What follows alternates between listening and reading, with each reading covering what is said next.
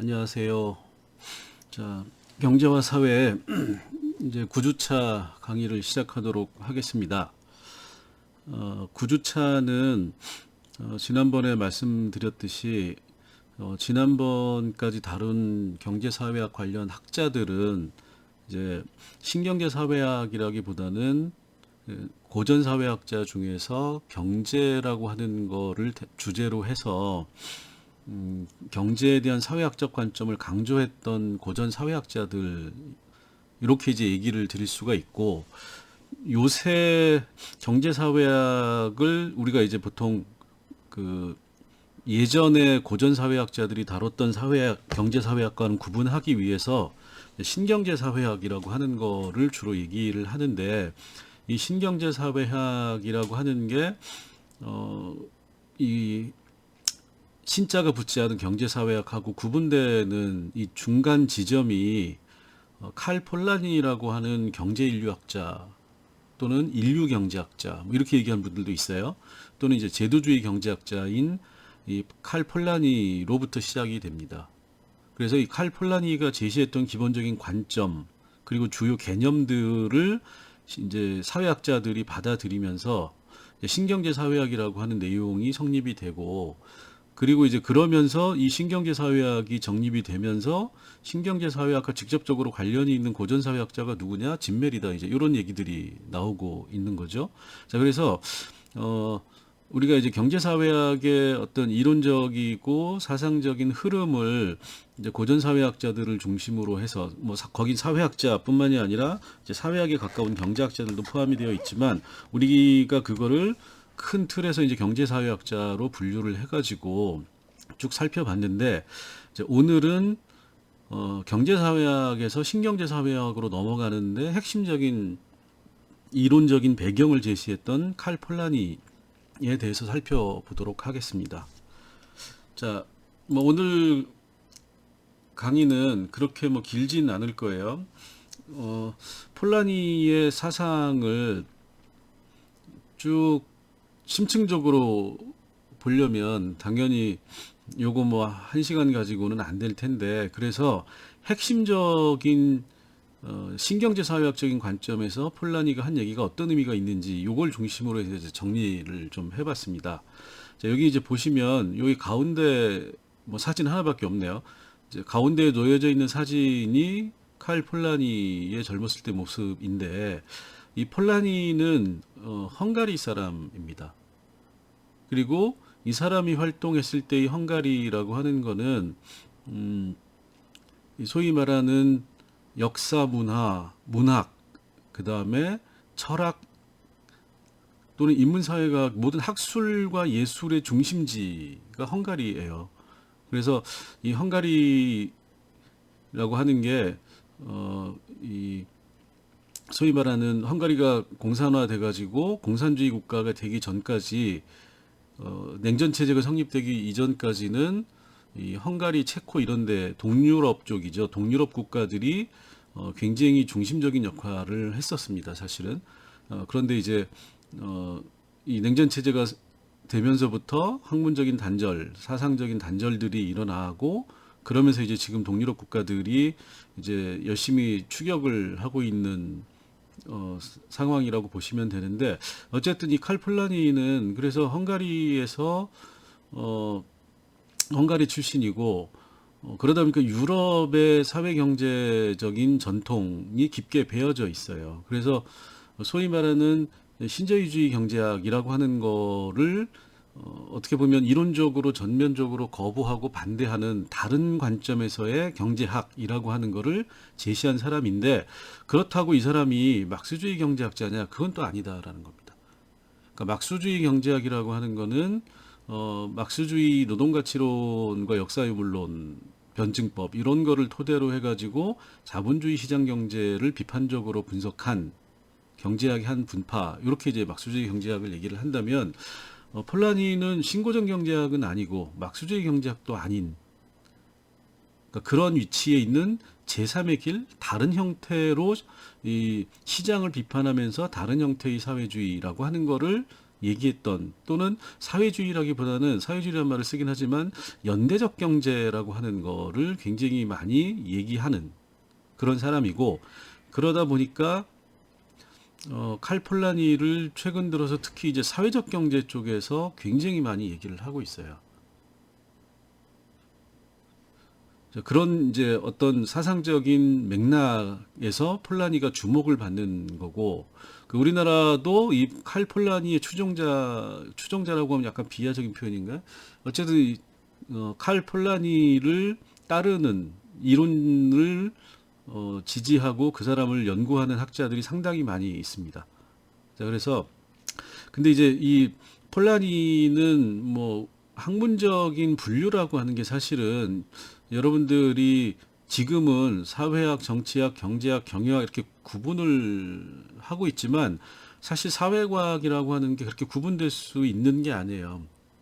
그래서 특히나 예전에 이와 같이 역사학, 경제학, 사회 이런 구분이 명확하지 않았던 시절에는 우리가 지금 지난 시간까지 했던 데는 경제학자라고 되어 있지만 사회학적인 얘기를 많이 하는 사람도 있고, 또 사회학자 중에서 오히려 더 경제학자 같은 사람들도 많이 있습니다. 근데 그건 뭐냐면 지금은 학문이 분과로 명확하게 벽을 치고 있지만 우리 사회과학의 대상이 되는 사회라고 하는 거는 우리가 학문적으로 벽을 친다고 해서 사회 자체가 벽이 쳐지는 건 아니다. 그래서 학문적인 구분은 크게 의미가 없다. 이렇게 이제 생각을 하셔야 되는데, 그래서 이제 폴라니를 경제인류학 또는 인류경제학자 이렇게 이제 그 이제 경제학자들은 경제학적인 구분으로 하려고 하다 보니까 경제학을 뒤에 놓고 인류를 넣는 건데, 그러니까 경제사라고 하는 거를 주로 경제의 역사죠. 경제의 역사, 경제의 역사를 주로 다룬 사람이다. 그리고 그 인류학이라고 하는 거는 일종의 과거의 사회학이다 이렇게 생각을 하시면 돼요. 사회학이라고 하는 게 정치, 경제, 역사, 문화 모든 사회적인 개별 현상들을 집단적인 관점에서 총체적으로 바라보는 건데, 인류학도 마찬가지입니다. 다만 인류학의 관심은 시간적으로 현재에 있지 않고 과거에 있다.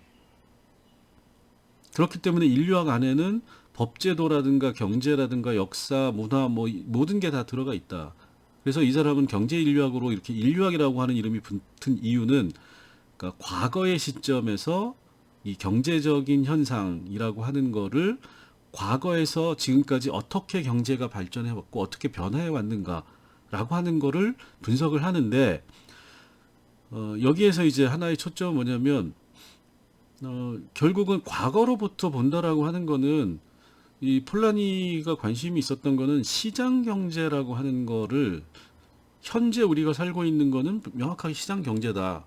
그랬을 때 폴라니의 관점은 크게 보면 이제 두 가지라고 볼 수 있는 거죠. 첫 번째, 본인이 살고 있는 헝가리, 유럽이라고 하는 거가 지금은 시장 경제가 전면화되고 있는데, 과연 인류 역사의 초기부터 항상 시장 경제라고 하는 게 존재해왔고 주도적인 역할을 해왔느냐. 여기 이제 첫 번째 이 사람의 질문이고, 두 번째는 유럽이 아닌 다른 지역에서도 사람들이 경제라고 하는 경제적 삶을 살아야 되는데, 경제적 삶이라고 하는 거는 뭐죠? 생존이라고 하는 거죠. 자, 생존을 하기 위해서는 물질적인 자원을 공급하고 소비하는 행위가 이루어져야 되는 겁니다. 자, 그러면 그러니까 먹고 사는 문제다라고 하는 거의 관점에서 경제라고 하는 경제적 삶이라고 하는 게 비서구 사회에서도 시장의 형태를 가지고 있었느냐? 왜냐하면 이게 이제 두 번째 질문인데, 시장 경제를 주창하는 사람들은 시장은 보편적이고 초월적이고 항상 인간의 경제적 삶에 있어서 굉장히 중요한 역할을 해왔다라고 주장을 하는 거잖아요. 근데 폴라니는 비서구 비시장 경제를 분석을 인류학적으로 경제사적인 관점에서 하면서 두 가지 질문을 던진 거죠. 시장이 보편적이냐라는 겁니다. 합치면. 자, 그러면 시장이 보편적이 되려면 지금 현재는 시장 경제다. 그러면 그건 오케이죠. 그럼 두 번째로, 그러면 예전에도 시장이 지배적이었느냐, 유럽에서. 그걸 따져봐야 된다는 거고, 세 번째는 유럽이 아닌 지역에서도 시장이 지배적이었느냐. 이렇게 이제 따져가는 겁니다. 자, 그래서 본격적으로 폴라니에 대해서 얘기를 하기 전에, 요건 이제 폴라니의 추종자라고 그냥 할게요. 네, 추종자들이 폴라니를 이렇게 이제 얘기를 하고 있는 겁니다. 시대별 패러다임이라고 하는 거를 이제 경제학적인 관점에서 얘기를 하면 어, 이 제일 첫 번째 나오는 게 자본주의가 등장한 이후에 곧바로 막스주의 경제학이 지배하던 시대. 그래서 이제 막스주의 경제학의 그 영향이라고 하는 게 뭐 다 아시다시피 1905년에 러시아 혁명, 그 다음에 1929년에 미국발 대공황이 나오고, 그 다음에 여기서 이제 소위 말하는 뉴딜이라고 하는, 그러니까 국가주도라고 하는 게 나오는 거죠. 그래서 여기 국가주도라고 하는 거는 위에 막스의 시대 위에 있는 네 번째 국가우위. 이게 이제 막스 사상에서의 핵심적인 키워드예요. 혁명 계급, 노동자 농민, 혁명가, 국가우위, 국유화, 프롤레타리아 독재. 이렇게 돼 있는 거죠. 자, 그래서 그 다음에 이제 1934년에 중국, 그래서 러시아와 중국이 공산화되면서 전 세계의 거의 반 정도가 되죠. 규모로, 지리적으로. 자, 그래서 이제 이걸 막스의 시대라고 하는 거고, 또 중국이나 러시아뿐만이 아니라 동유럽, 그 다음에 북한, 베트남, 아시아도 마찬가지고 라틴 아메리카도 마찬가지고, 또는 공산주의화가 되지 않은 이 소위 말하는 자본주의, 자유주의 국가들에서도 여전히 이 막스주의로부터 영향을 받아서 이 사회주의, 공산주의를 추종하는 세력들이 굉장히 많이 존재하게 되는 거죠. 그래서 어떻게 보면은 실제로 막스가 자본론을 내놓은 이후에 자본주의를 얘기하면서 칼막스를 거론하지 않고 자본주의를 얘기하는 것은 거의 불가능하다라고까지 얘기를 할 수가 있는 겁니다. 자, 그 다음에 그래서 막스는 이래서 이제 사회주의 혁명이라고 하는, 공산주의 혁명이라고 하는 거를 얘기를 이제 해서 이걸 이제 막스주의의 시대라고 얘기를 하는 거고, 그 다음에는 케인즈의 시대라고 얘기를 하고 있어요. 이거 뭐냐면 쉽게 얘기하면 1930년대 뉴딜이라고 하는 거를 통해서 케인즈라고 하는 사람이 실질적으로 그러니까 공산주의 사회주의 사회가 아니라 자본주의 사회에서의 경제 정책을 거의 모든 정치적 이념 성향에 관계없이 자유주의건 보수주의건 사회민주주의건 사회주의 및 공산주의를 제외한 모든 자본주의 국가들이 케인즈주의를 추종했다라는 겁니다. 추종했다라고 하는 건 실제 국가들이 케인즈주의 정책을 따라서 경제 정책을 실시했다. 이렇게 얘기를 하시면 되고, 케인즈주의는 사실은 어떻게 보면은 혁명 없는 막스주의라고 볼 수도 있어요. 위에 이렇게 보시면 막스 같은 경우에 국가라고 하는 게 굉장히 중심적인 역할을 하잖아요. 물론 이제 사회주의로 가기 위한 과도기의 프롤레타리아 독재의 형태로 국가가 성립을 해서 국유화라고 하는 걸 한다. 이게 이제 되는 거고, 공산주의가 되면 막스 이론에서는 국가가 없어진다 이렇게 되어 있는 거죠. 근데 케인즈 같은 경우에는 첫 번째가 자, 키워드가 국가의 개입입니다. 자, 국가가 개입하기 위해서는 누가 중심이 되는 거죠? 공무원과 경제 관료. 그리고 국가의 국가가 하는 수단은 소유를 국가화하는 게 아니라 실질적으로는 재정 개입이고 국가 개입주의다라고 하는 거죠. 그래서 이제 제가 혁명 없는 사회주의 뭐 이렇게까지 얘기할 수도 있다. 케인즈라고 하는 사람을. 근데 이 케인즈라고 하는 거는 결국은 자본주의의 모든 국가들이 이 케인즈주의를 추종해서 실제로 경제 정책으로 했기 때문에, 그래서 이 1843년에서 1946년까지 요 기간 케인즈 같은 경우에 1930년대 이후 언제까지냐면 70년대 중반까지를 케인즈주의의 시대, 이때가 자본주의의 황금기라고 우리가 얘기를 하는 시기입니다. 그러니까 쉽게 얘기하면 역사상 위기 없이 가장 안정적으로 가장 자본주의 경제가 발전하고 가장 성장을 많이 했던 시기, 이게 자본주의의 황금기인데, 그게 2차 대전 이후부터 70년대 중반까지고, 이 시기의 특징이, 공통점이 뭐냐, 모든 선진국들이 케인즈주의를 지향하면서 정책을 폈다라는 겁니다. 그래서 이제 우리가 케인즈주의의 시대다 이렇게 얘기를 하는 거고, 그 다음에는 하이에크의 시대 이렇게 얘기를 해요. 자, 요 하이에크의 시대는 케인즈의 정책이 내부적으로 무너진 게 아니라 외부적으로 무너지는 겁니다. 외부적으로 무너진다는 건 뭐냐면 소위 말하는 오일 쇼크로 인해서 케인즈주의 정책에 외적인 충격이 오고 그 이후에는 자본주의 경제 시스템이 전혀 다르게 움직여요. 그래서 이제 등장한 게 뭐냐면 신자유주의라고 하는 게 등장을 하는 겁니다. 그래서 신자유주의라고 하는 거에 이론적인 토대를 제공했던 사람이 누구냐? 하이에크다. 그래서 우리가 얘기하는 신자유주의, 신고전학파 경제학 모든 게 사실상 그 시대를 열은 사람이 하이에크다. 그리고 시기적으로는 79년도 영국의 대처리즘으로부터 영국의 수상이었던 여수상이었던 대처로부터 시작을 해서 지금까지도 신자유주의가 지속되고 있다. 이렇게 이제 얘기를 하시면 되죠. 그래서 이 사람의 키워드는 막스나 케인즈하고는 전혀 반대입니다. 여기 보시면 시장과 자유, 금융, CEO라고 하는 건 기업인인 거죠. 그래서 여기서부터 국가 우위에서 시장 우위, 자유방임, 시장자유주의 이런 시대로 변화했다. 그래서 요게 이제 주로 지금 타겟이 되고 있는 거죠. 70년대 중반 이후에 이제 73년도, 4년도에 오일 쇼크가 발생을 했고 1차 오일 쇼크, 그 다음에 77년, 8년도에 2차 오일 쇼크가 발생을 해서 케인즈주의적인 정책으로는 더 이상 그게 작동하지 않는다라고 했을 때 그 이후에 80년대부터 영국의 대처가 이 신자유주의, 시장 위주의 자유방임주의라고 하는 거를 경제정책으로 쓰고 있는데 이게 초기에는 약간 효과가 있는 듯이 보였지만 신자유주의가 등장한 이후에 어떤 모습이 나타나냐면 자본주의 경제가 끊임없이 주기적으로 위기에 들어가는, 그래서 성장과 위기를 반복하는 모습을 보여주고 있는 거죠. 그래서 성장을 좀 하다가 위기를 맞고 위기를 극복하다가 또 위기를 맞고, 그래서 이제 자본주의 위기론이라고 하는 게 이 신자유주의 시대에 등장을 하는 겁니다. 자, 그래서 여러분들도 보시면 우리가 IMF를 맞기 전까지는 경제 위기라는 걸 잘 모르고 살았어요.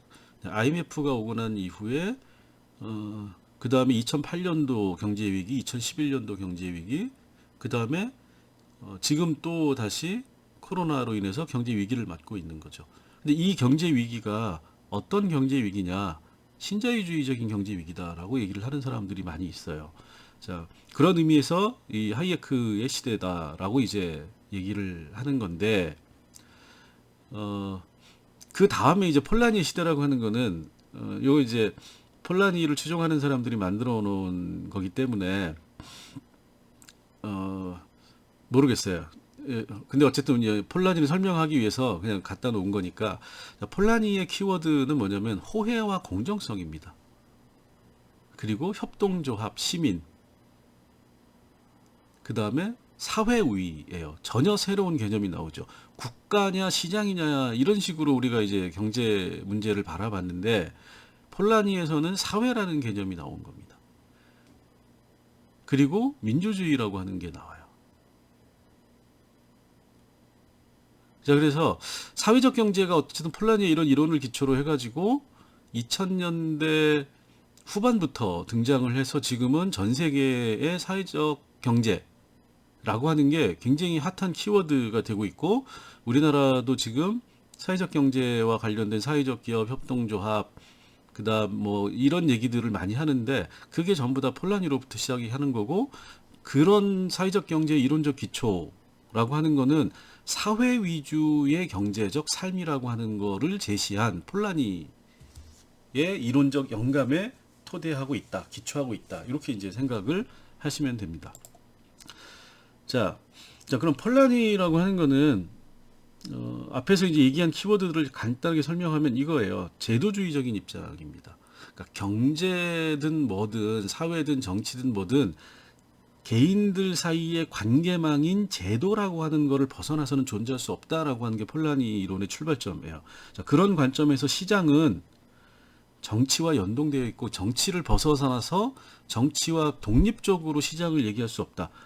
딱 여기서부터 시장주의와 엄청난 차이가 있는 거죠. 자, 시장주의, 신자유주의라고 하는 건 어떤 거죠? 경제와 정치는 별도의 영역이니까 경제를 얘기할 때 정치를 얘기하지 마라, 사회를 얘기하지 말고 문화를 얘기하지 마라, 이렇게 얘기를 하는 거죠. 경제는 경제로서 얘기해야 된다. 그럼 경제는 뭘로 얘기하느냐? 경제의 핵심은 시장이고 시장에서는 생산과 소비만 존재한다. 이렇게 얘기를 하는 겁니다. 그런데 폴라니는 웃기고 있다. 시장은 정치가 없으면 작동하지 않는다. 오히려 신자유주의 시장, 순수한 시장이라고 하는 거는 순수한 시장을 만들고 작동하게 해주는 정치 시스템이 존재하지 않으면 만들어질 수 없다라고 얘기를 하는 겁니다.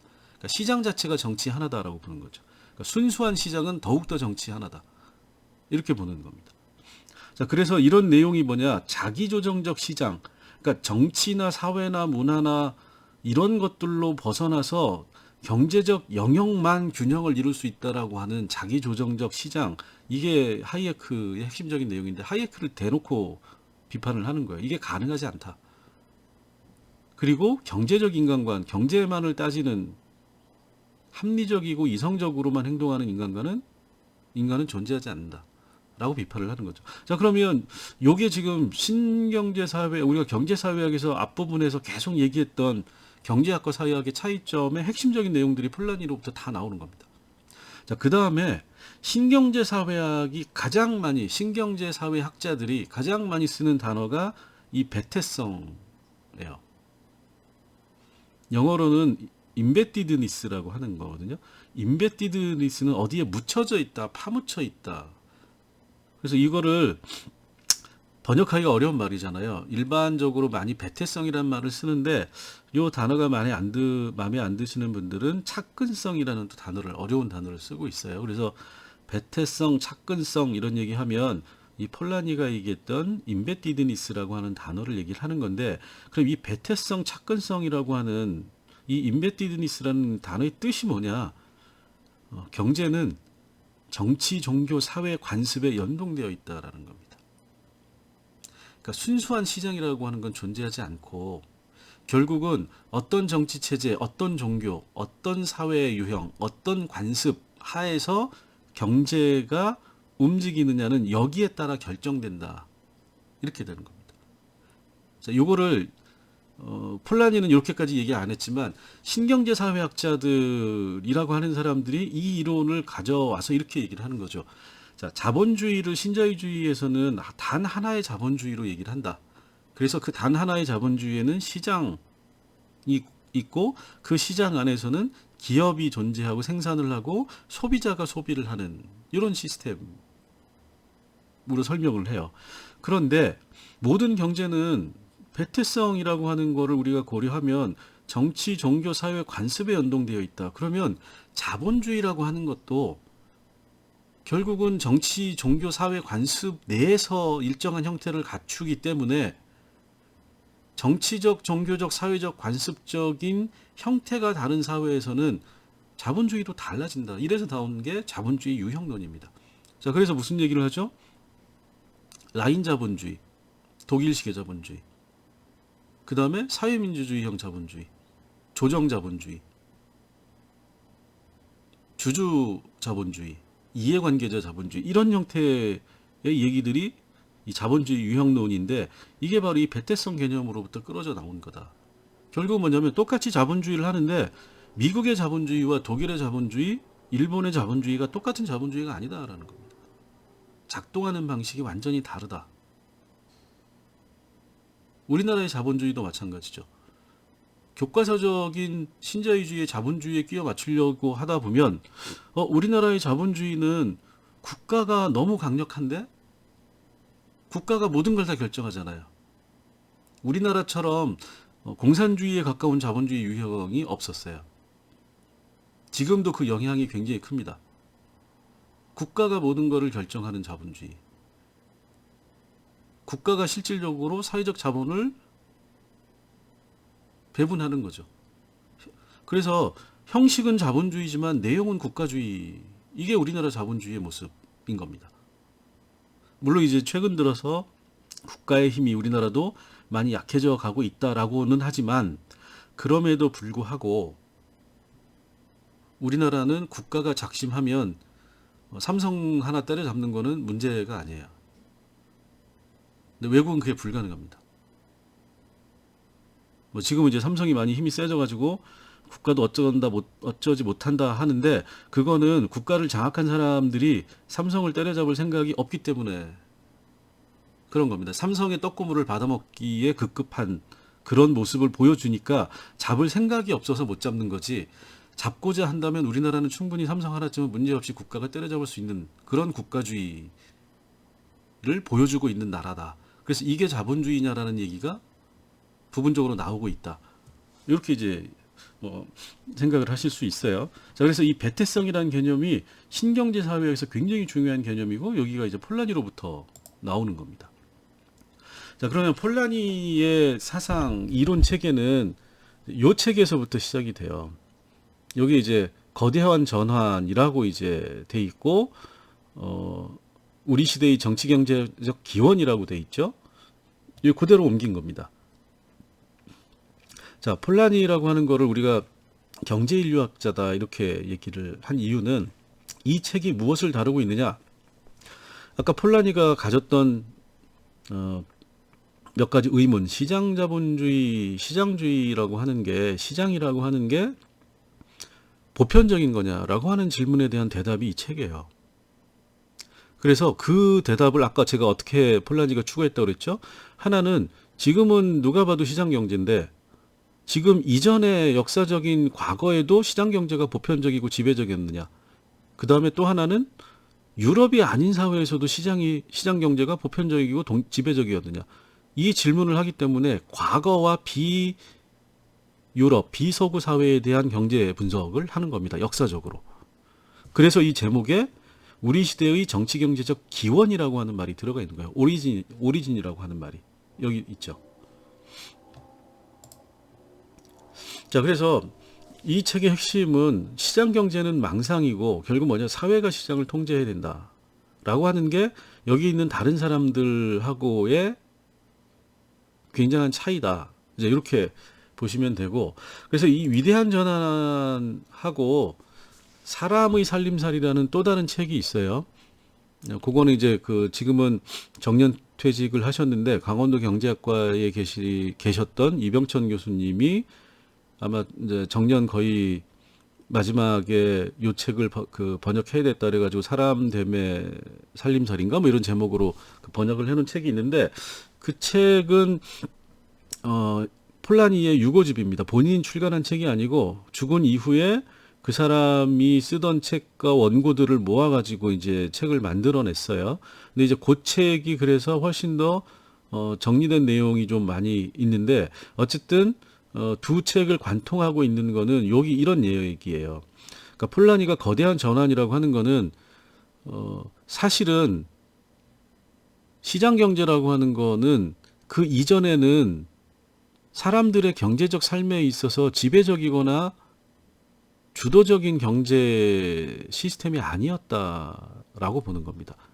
그런데 자본주의 시스템이라고 하는 게 등장하면서 시장 경제 제도로 전 지구가 바뀌었다. 그래서 시장 경제가 아닌 상황에서 시장 경제로 바뀐 이 과정을 거대한 전환의 과정으로 보는 겁니다. 이게 이제 책의 핵심 내용인데, 그래서 칼 폴라니는 경제라고 하는 거를 구분을 해요. 하나는 형식적 의미에서의 경제가 있고 두 번째는 실질적인 의미에서의 경제가 있다. 이렇게 얘기를 하고, 자, 형식적 의미는 뭐냐면 희소자원에서 최대한의 만족을 선택하는 문제로 경제를 생각하는 것. 그리고 희소자원에서 최대한의 만족을 선택하는 거에 하나로 이윤국대화를 생각하는 것. 이게 바로 신고전 경제학이 생각하는 경제다. 그러니까 신고전 경제학자들, 이 하이엑이나 이런 시장주의자들이 생각하는 보편적인 시장 경제라고 하는 개념 자체는 경제를 형식적으로만 파악한 거다. 뭐죠? 잘못된 거다라고 보는 겁니다. 자, 그러면 자기가 생각하기에 경제의 실질적 의미는 뭐냐면 생계를 위해 주변 환경과 제도화된 방식으로 상호작용하는 거다. 생계라고 하는 건 뭐죠? 사람들이 먹고 사는 거를 해결하기 위해서 주변 환경과 제도화된 방식, 집단적인 방식으로 상호작용을 하는 것. 그러니까 어떤 방식으로든 생존을 도모할 수 있는 물질적 자원을 획득하고, 그리고 그 획득하는 과정에서 자기의 어떤 주변 환경과 상호작용을 하는 것이 바로 생계다. 그러니까 결국은 내가 생존에 필요한 물질적 자원을 획득하는 거는 주변 환경에서부터 얻을 수밖에 없는 거잖아요. 자, 그럼 주변 환경에서 제도화된 방식으로 상호작용을 한다는 게 뭐냐? 아주 간단한 겁니다. 내가 직접 물질적인 자원을 주변 환경에서 얻어오는 것. 이게 가계라는 거예요. 가계. 그러니까 직접 획득하는 거. 그 뭐죠? 내가 나가서 물고기를 잡거나 내가 직접 농사를 짓거나 내가 직접 신발을 만들거나 이런 것들이 전부 다 가계에 해당된다. 자급자족에 해당된다라는 겁니다. 그 다음에는 내가 자급자족이라고 하는 거를 하고 생존을 도모하는 것, 죽고 죽는 것 이상, 먹고 살 수 있는 것 이상의 어떤 물건이 있으면 다른 가계와 상호작용을 한다라는 거예요. 그 상호작용하는 방식이 어떤 방식이 있냐면 첫 번째가 호혜성의 원칙이다. 주고받는다라는 겁니다. 그런데 이 호혜성의 원칙은 주고받는 것이 동등한 가치, 동등성을 따지지 않는다. 뭐죠? 선물을 주고받는다라는 거예요. 자, 선물을 주고받을 때 나는 너 생일 선물로 10,000원짜리 줬는데 너는 왜 5,000원짜리 줘? 5,000원 거슬러 줘. 라고 얘기하지 않잖아요. 이게 호혜성입니다. 그냥 주고받는다라는 거. 심지어는 안 줘도 문제 삼지 않죠. 뭐 기분은 좀 나쁘겠죠. 그 다음에 두 번째의 방식이 뭐냐면 재분배라는 겁니다. 재분배라고 하는 거는 가계가 만들어서 획득한 물질적 자원을 일정한 공동체 내에서 다른 방식으로 나누어 준다라고 하는 겁니다. 자, 대부분의 예전에 마을 단위에서는 농사를 지어서 어쨌든 자기가 먹고 살지만 여러 가지가 있죠. 재분배 방식도. 무조건 개인이 획득한 물질적 자원을 전부 다 하나로 모은 다음에 균등 분배하던 방식, 또는 하나로 모은 다음에 그거를 균등이 아니라 일정한 규칙에 의해서 차등 분배하는 방식, 또는 가계가 자급자족을 통해서 획득한 생존에 필요한 물질적 자원들을 본인이 소비하는 거를 놓고 필요한 최소량을 제외하고 나머지를 모아서 분배하는 방식, 이런 방식들이 있는데, 그러니까 다양한 사회에서는 다양한 형태의 재분배들이 많이 활용됐다라는 겁니다. 그 다음이 이제 교환이라고 하는 거는 등가 교환을 얘기를 하는 거예요. 이게 이제 자본주의적인 시장 방식을 얘기를 하는 겁니다. 자, 그러면 어떻게 되죠? 실질적 의미에서의 경제는 결국 생존을 도모하는 방식인 거고, 그 생존을 도모하는 방식은 네 가지가 있다라는 겁니다. 그런데 이 네 가지 중에서 지금 신자유주의자들이 얘기하는 등가 교환이라고 하는 시장 형태는 아주 미미한 영역을 차지할 뿐이고, 미미한 비중을 차지할 뿐이고, 호혜성 재분배 가계라고 하는 비자본주의 비시장 형태의 경제적 삶이 지배적이었다. 자본주의 이전에는. 자, 그 결론은 뭐죠? 자본주의 시장 경제는 보편적이고 항상 역사를 시간을 초월해서 존재하는 게 아니라 특수한 하나의 경제 형태이고 다만 이 시대의 지배적인 형태일 뿐이다라고 상대화되는 겁니다. 자, 그럼 결과는 뭐죠? 예전에는 아니었고 시장 경제가, 지금은 시장 경제이지만, 그렇다면 어떻게 되죠? 앞으로는 시장 경제가 아닐 수도 있다.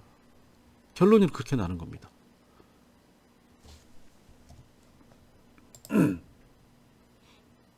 자, 그래서 요 얘기를 요약을 하면 거대한 전환의 핵심은 시장 경제는 19세기에 등장한 거다. 그게 거대한 전환이고, 그럼 이 거대한 전환의 특징은 뭐냐? 시장 경제를 통해서 경제적 삶과 경제가 아닌 다른 사회적 삶의 분리가 일어났다라는 겁니다. 그리고 조금 전에 말씀드린 거, 초기 사회에서의 경제라고 하는 거는 호혜성, 재분배, 가계, 교환이라고 하는 네 가지 형태의 제도적인 상호작용을 통해서 사람들이 경제적인 생존의 문제를 해결해 왔고, 여기에서 시장이라고 하는 걸 뺀 나머지가 대칭성, 부심성, 자급성이라는 원칙하에서 이루어진 호혜성, 재분배, 가계라고 하는 요 세 가지 원칙이 오히려 주도적이고 지배적인 역할을 해왔다. 그래서 결론은 뭐냐면, 그렇다면 대안적인 경제체제로 자본주의 사회에서 소위 말하는 대안적인 경제체제, 연대적 경제체계, 공동체적 경제체제로 가야 되는데, 그러면 제도적인 규제와 통제가 중심이 되는 민주정치에 의한 사회주의라고 하는, 그러니까 막스와는 전혀 다른 얘기를 하는 거죠. 민주적 정치에 의해서, 그러니까 소위 공동체적인 사회적인 합의에 의해서 움직여가는 공동체 사회를 사회주의로 표현을 한 겁니다. 자, 그럼 어떻게 되죠? 공동체 내의 성원들이 상호 합의에 기초해서 어떤 규칙을 만들어내는 것, 그게 제도가 되는 거죠. 그리고 그 제도를 통해서 규제와 통제를 해서 경제적 삶을 균등하게 만들어 가야 된다. 즉 시장 경제에서는 경제적 삶과 사회적 삶이 분리되기 때문에 그로 인해서 빈부격차라든가 물질적인 경제적 삶의 자원을 박탈당하는 사람들이 너무 많이 생겨난다라고 이제 얘기를 하는 겁니다. 자, 여기까지 얘기를 드렸는데, 그래서 이런 내용들이 신경제 사회학에서는 핵심적인 주장으로 되고 있기 때문에 다음부터는 하나하나의 영역에서 신경제 사회학이 개별 주제라고 하는 거를 이제 어떤 방식으로 다루고 있느냐라고 하는 거를 살펴보도록 하겠습니다. 자, 오늘은 여기까지 할게요. 수고하셨습니다.